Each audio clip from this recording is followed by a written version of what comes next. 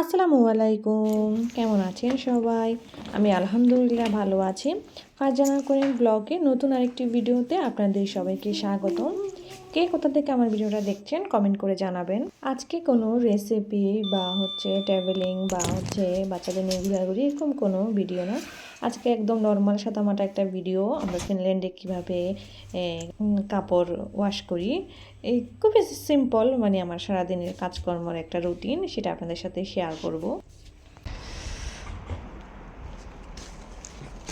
এই যে আমরা সি বিল্ডিংয়ে থাকি, এখন আমি বি বিল্ডিংয়ে যাব কাপড় দিতে।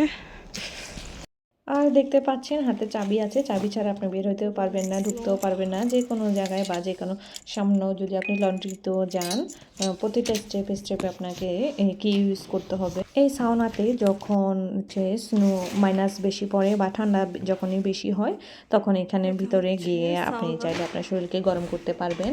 সেখানে ব্যবস্থা আছে শরীর গরম করার।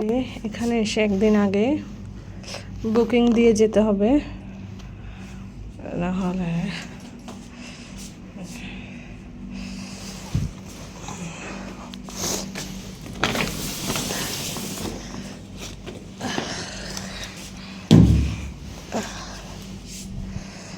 আমি কাপড়গুলো এখানে দিব।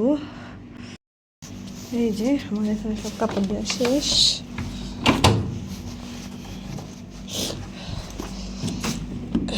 এখানে লিকুইড দিব। এখন আবার অনেকে হয়তো বলবে বিদেশে গিয়ে জীবনে কখনো ওয়াশিং মেশিন দেখে নাই, এগুলো আবার দেখাতে হচ্ছে। জি না, আমার দেশেও ওয়াশিং মেশিন ছিল, বাট এখানে সব কিছু আপনার সিস্টেমের মধ্যে। আপনি একদিন আগে দুদিন আগে আপনাকে বুকিং দিয়ে যেতে হবে, কোন টাইমে আপনি করতে চান সেই টাইমে দিতে হবে, অন্য টাইমে আপনি দিতে। জাস্ট আপনাদের সাথে ছোটো ছোটো বিষয়গুলো, আপনাদের সাথে সারাদিনের রুটিন এগুলো শেয়ার করা, এতটুকুই। এখন এটাতে এগুলো একটু মোটা, যেগুলো মোটা সেগুলো এখানে দিব, আলাদা আলাদা দিতে হবে মোটা আর পাতলা কাপড়। এখানে আমি পরিমাণ মতো লিকুইড দিয়ে দিচ্ছি।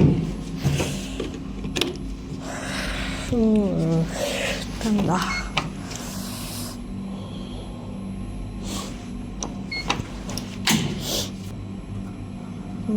37, এখানে 37, এখানে 38। অপেক্ষা করব।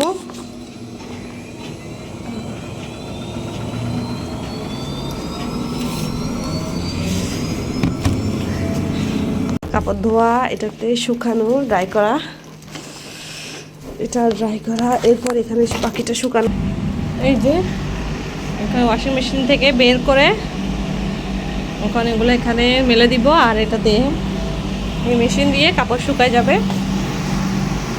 1 ঘন্টা পরে এসে নিয়ে যাব। আমি এখন লিফটে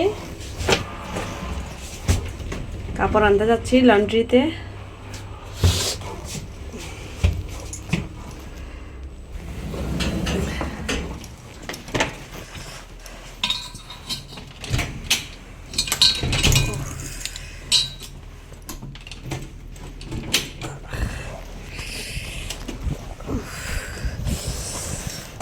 এই যে কি অবস্থা,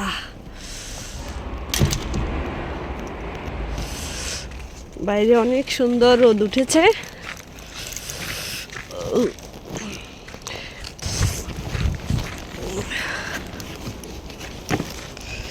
কি অবস্থা দেখছেন?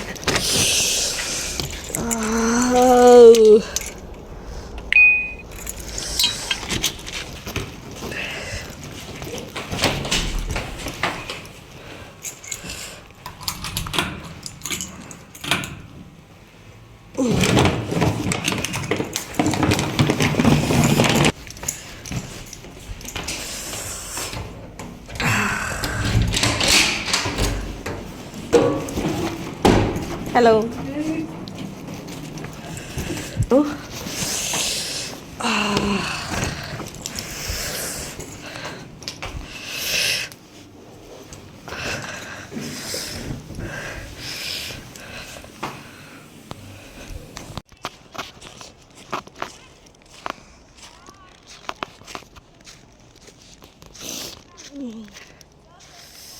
এই যে স্নো,